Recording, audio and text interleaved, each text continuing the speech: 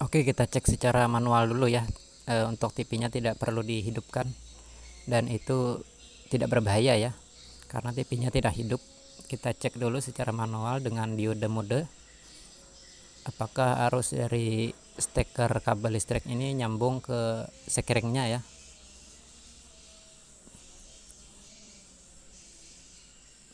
Pertama-tama kita mencari jalurnya dulu, apakah normal atau tidak, apakah terkoneksi dengan baik atau tidak. Jadi ini tidak masalah ya, untuk stekernya bagus, nyambung ke fuse atau sekringnya. Dan ini sudah menyala kawan-kawan. Ini menyala bukan karena apa-apa ya, bukan karena cuma dicek seperti itu. Jadi ini adalah suatu pergantian ya, pergantian komponen yang bernama transistor regulator. Jadi saya sudah ganti ini transistor regulatornya ya, kawan-kawan bisa lihat serinya. Dan benar ya, bilang yang punya ini warnanya agak campur aduk gitu. Dan ini adalah IC regulatornya ya kawan-kawan, sudah saya ganti seperti ini. Saya kasih kabel saja secara di jumper-jumper seperti itu, dan dikasih juga dikasih lem juga ya, lem tembak agar dia merekat dengan kuat, agar kabelnya tidak bergerak-gerak, jadi tidak mudah putus. Oke, jadi ini IC regulatornya yang saya ganti ya, dengan yang bagus, dan dikasih heatsink juga. Jadi kita masih banyak PR ya, ini bagian RGB ini kayaknya bermasalah ya, karena layarnya tadi warna-warnanya itu agak campur aduk ya, ada kemerahan. Dan ini saya treatment ya sedikit, bagian layar sebelah kanan tadi ada warna kemerahan, jadi saya kasih magnet seperti ini, sementara saya memperbaiki mesinnya. Jadi magnetnya itu tadi berfungsi ya untuk membersihkan dari warna-warna di layar TV tabung.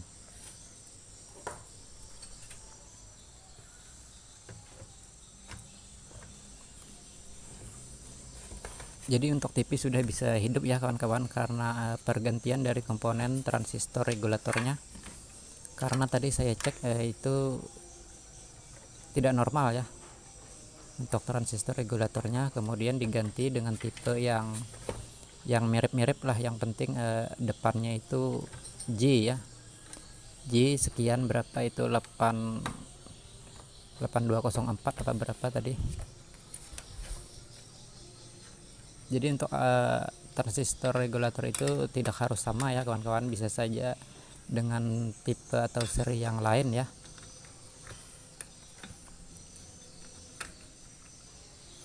Oke, jadi untuk heatsinknya kita taruh di atas ini ya, agar untuk panas itu bisa lebih menyebar juga, untuk penyebaran panas ya. Dan itu wajib ya kita pakai heatsink, karena biasanya untuk transistor itu regulator vertikal itu biasanya mengalami peningkatan suhu ya kalau TV itu dalam keadaan hidup semakin lama dan dia semakin panas.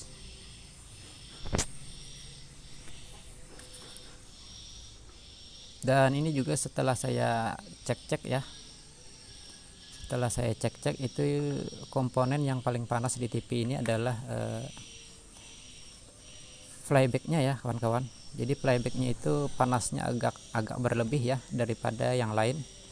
Yang lain cuma hangat-hangat biasa saja. Jadi saya rasa untuk flybacknya ini sudah mulai bermasalah ya.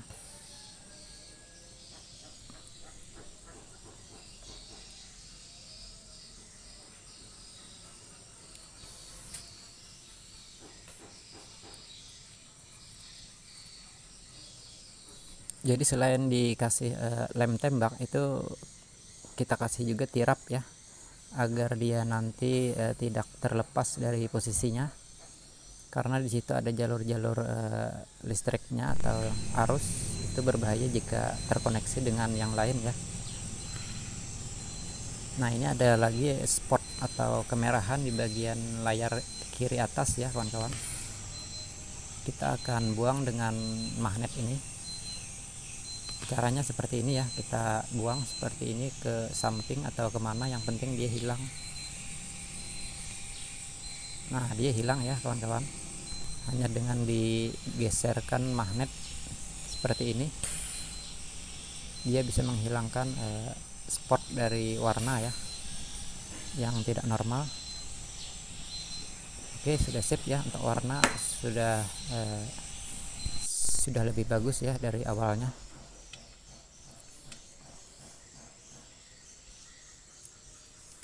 Jangan lupa ya untuk kotak-katik mesin TV itu jika sudah dihidupkan itu dia masih menyimpan tegangan ya kawan-kawan.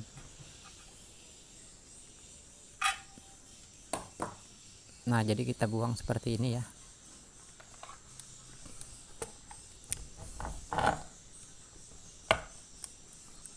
Oke, jadi untuk job berikutnya kita akan kasih sebuah pendingin ya, pendingin kipas, karena TV ini sudah cukup berumur ya, cukup berumur. Dan yang utama adalah flybacknya tadi terasa panas ya, terasa panas. Saya hidupkan cuma sekitar 15 menit dan itu perlu pendinginan ya. Kita kasih saja seperti ini, sebuah kapasitor ya, 16 volt 1000 mikrofarad. 16, 25, 35 itu masih bisa ya kawan-kawan. Dan diodanya untuk ini 1 ampere ya, dioda 1 ampere. Kemudian untuk kabel secukupnya. Untuk kabelnya jangan besar ya, cukup yang kecil-kecil saja, karena kabel itu menentukan juga sebuah arus ya. Semakin besar kabelnya nanti arusnya semakin besar juga, akhirnya kipas pendingin ini cepat terbakar ya, atau cepat rusak.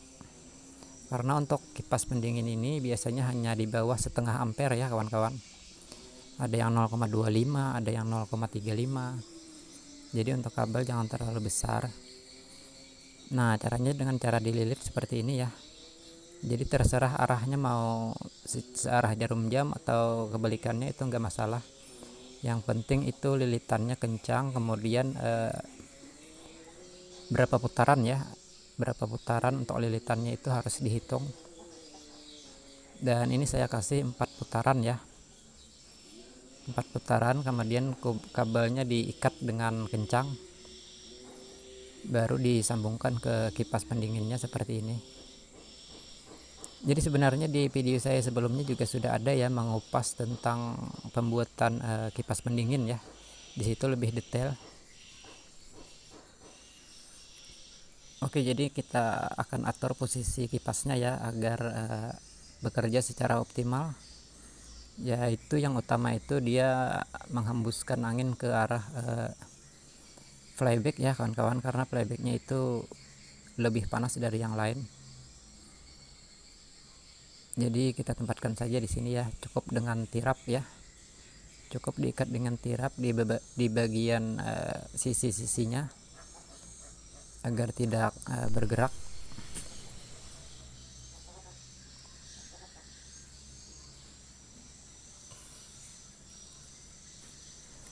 Selain itu ya biasa ya kita kasih juga lem bakar atau lem tembak ini untuk memperkuat dari posisinya. Nanti kita lihat sama-sama ya apakah dia bisa berputar seiring dengan TV dihidupkan ya, atau bahkan gagal bisa juga. Nanti kita lihat sama-sama.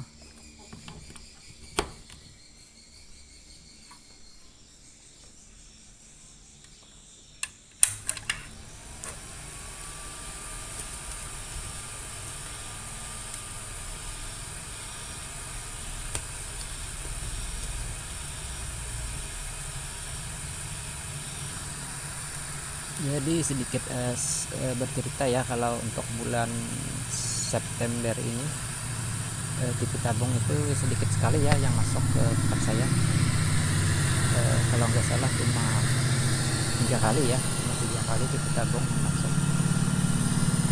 Oke, dan ini adalah kipasnya sudah hidup dan kawan-kawan bisa mendengar sendiri ya, hembusannya itu cukup kencang.